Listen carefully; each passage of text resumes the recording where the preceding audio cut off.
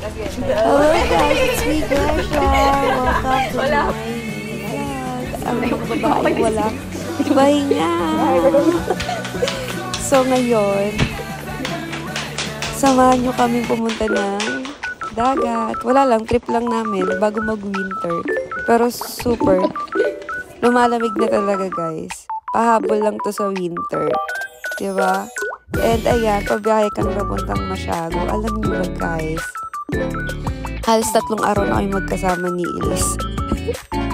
Kasi nga, 2 araw yung day off namin. So, yung first namin, nag-jogging kami.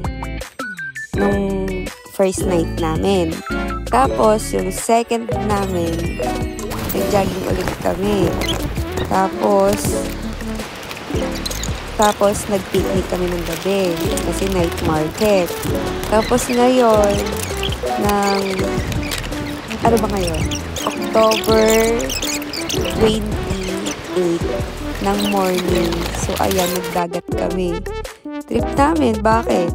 Nagluto kami ng egg, ng ham, tsaka, ano pa ba yung mga niluto namin dyan?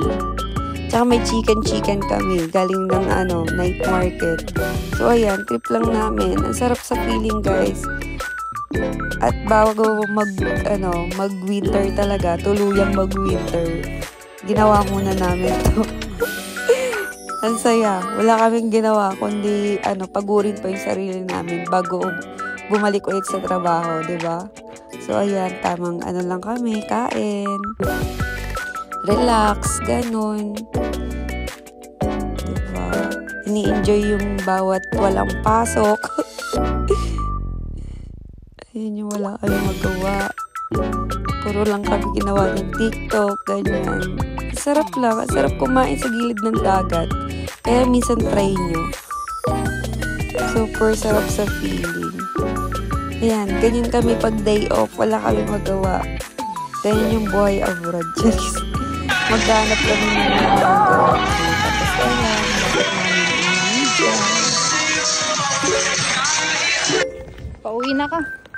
Pauwi na! Hey! Tapos ang ganda-gandahan.